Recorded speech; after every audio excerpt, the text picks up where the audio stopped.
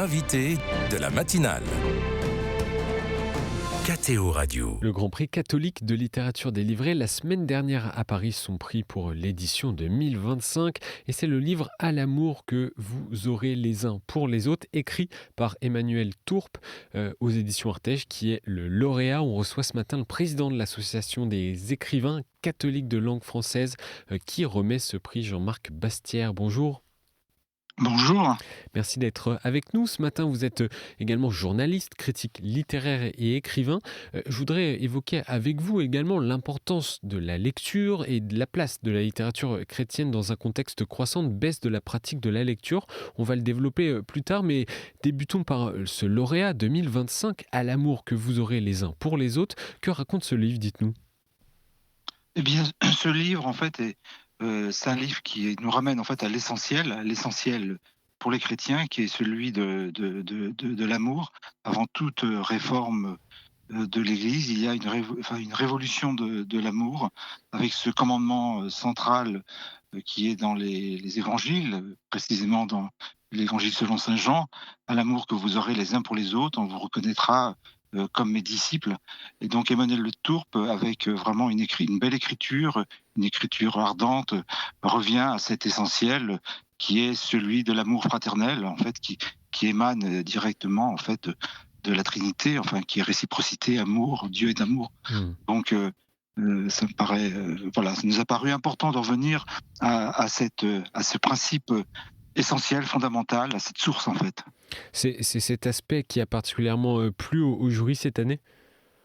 Exactement, parce que ça nous a paru comme une urgence de chaque époque, de chaque génération, et à chaque époque, il convient de le rappeler, de le renouveler, parce que c'était à la fois un commandement ancien et en même temps nouveau, éternellement nouveau, si on peut dire. Et c'est un essai plutôt philosophique, théologique ? Alors c'est à la fois Emmanuel Tourpe lui-même, même si lui-même est vraiment a des responsabilités.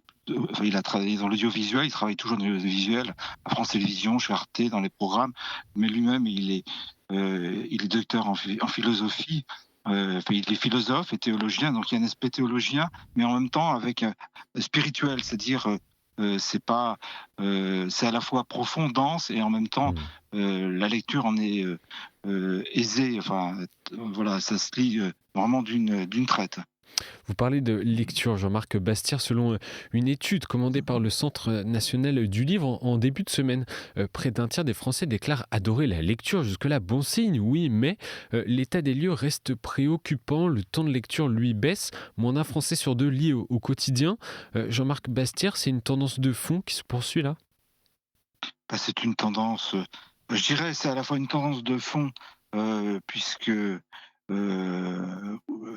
en effet, on est vraiment tous happés par les écrans. Il y a une tentation permanente qui est vraiment d'aller de plus en plus vers de sollicitations, et donc finalement ça émiette notre attention.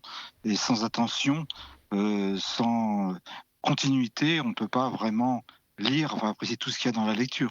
Mais je dirais en même temps, il y a pour toute chose, il y a à un moment des réactions. Par rapport au poison, il y a l'antidote.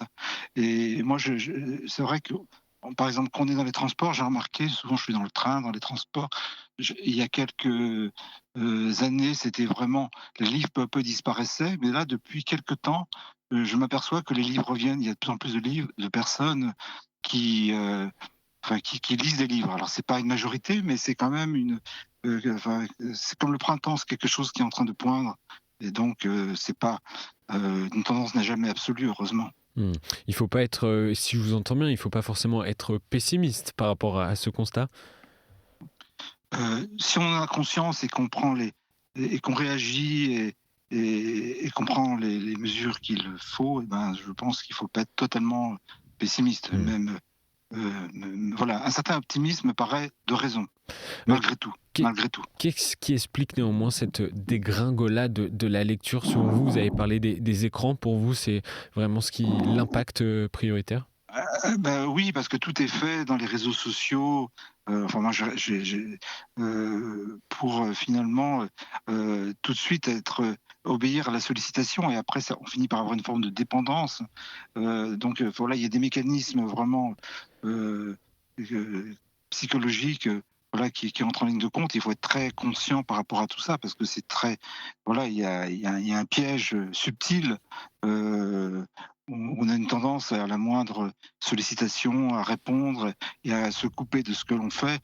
Or, rien n'est possible sans concentration et sans continuité dans n'importe quel travail et même dans une lecture, voilà, qu'on a un petit peu oubliée.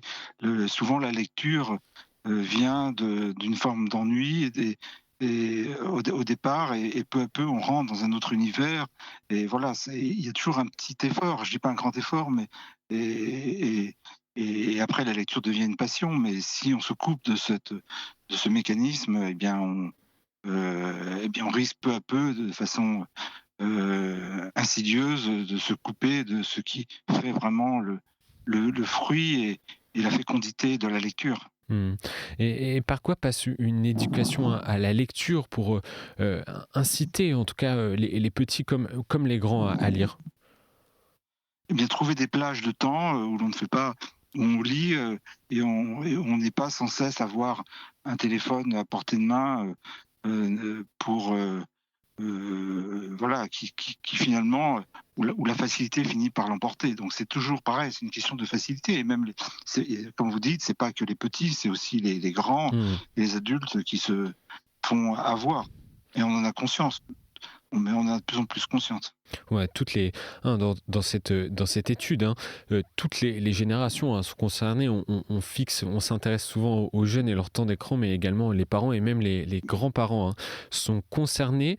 Jean-Marc Bastière, pourtant le marché du livre ne s'est jamais aussi bien porté, hein. Difficile de se retrouver, hein, aujourd'hui qu'on rentre dans une librairie face aux nouveautés sur les étals. Les ventes de livres de seconde main ont également explosé. Comment comprendre ce paradoxe entre baisse de la lecture et augmentation des ventes de livres?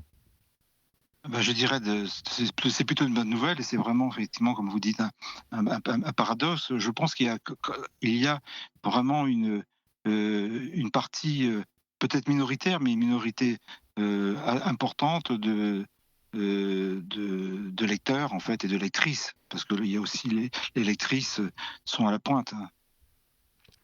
Et dans cet écosystème, comment se porte la littérature chrétienne dans cet écosystème du livre?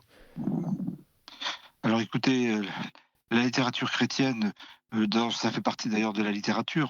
Il y a plusieurs aspects qu'on peut voir. Il y a d'abord les livres spirituels, enfin tout ce qui nous ramène, en fait, ce qui nous ressource, ce qui nous, ce qui nous permet d'approfondir la foi, ce qui nous permet d'approfondir en fait notre vie spirituelle, et notre vie contemplative en général. C'est pour ça que, en fait, la lecture fait partie de la vie contemplative. Il faut voir les choses de façon, voilà, il y a un ressourcement dans la foi par la parole et par la lecture qui appartient à je dirais, à un ensemble, à une atmosphère plus vaste qui est celle de la contemplation.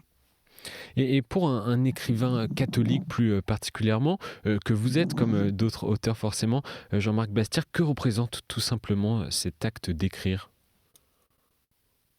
Alors déjà, je dirais, c'est François Mauriac qui disait, «Je ne suis pas un écrivain catholique, mais je suis enfin je ne suis pas mais un écrivain enfin je ne suis pas un romancier catholique, mais un catholique qui écrit des romans». Donc on part toujours de ce que l'on est, Mmh.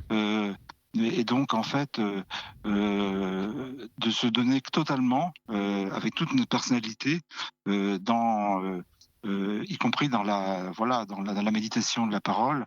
Et donc, je dirais qu'on est avant tout écrivain, et mais mais on écrit avec toute notre personne. Notre personne, c'est aussi celle, qui est en relation, enfin, dans le ressourcement aussi de la prière et de la contemplation. Et il y a pas et c'est également une démarche de contemplation et aussi peut-être d'introspection que d'écrire? Exactement, c'est-à-dire qu'en fait, dès qu'on écrit, en fait, je dirais de façon tout à fait personnelle, c'est une aventure et donc on ne sait jamais jusqu'où ça va aller et il y a toujours une découverte, voilà, et d'un monde et de vérité que l'on acquiert qu'à travers cet acte d'écrire. L'année dernière, Jean-Marc Bastière, le pape François, publiait une lettre sur le rôle de la littérature dans la formation. On en a déjà parlé sur KTO Radio, bien au-delà d'ailleurs des œuvres chrétiennes, hein, sur ce rôle de la littérature dans la formation. Quel en a été l'écho dans les milieux chrétiens du livre? Qu'est-ce que vous en avez entendu? Ah bah, je pense que c'était comme ça a été vraiment accueilli avec beaucoup de joie. Et voilà, toutes les personnes qui m'en ont parlé m'ont dit toute l'importance de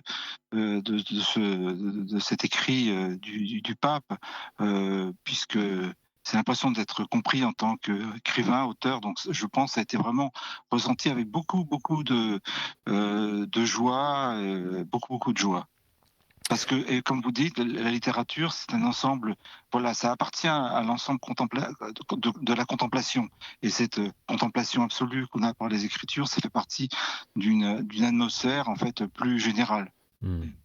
Et vous êtes entre vos nombreuses casquettes de critique littéraire. On l'a dit, il y a pléthore de sorties littéraires. Quels sont les derniers ouvrages inspirants que vous pourriez conseiller à nos auditeurs? Il y en a plusieurs.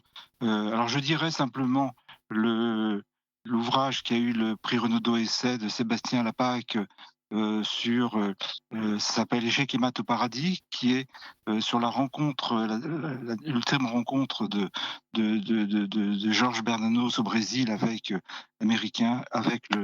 l'Autrichien Stefan Zweig, qui est un écrivain qui est toujours lu, mais c'était quelques jours avant qu'il se suicide. Donc c'est tragique, mais en même temps, ce livre est un livre d'espérance et fait un retour vraiment sur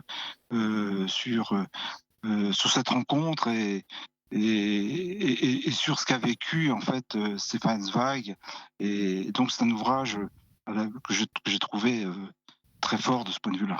Donc Sébastien Lapaque, vous pouvez nous redonner le titre? Et je ne l'ai même pas noté.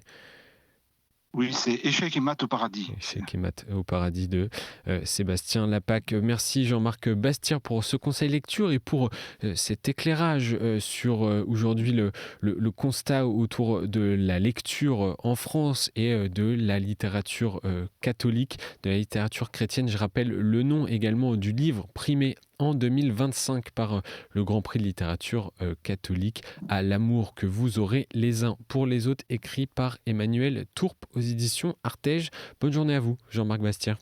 Merci, bonne journée à vous également. Merci.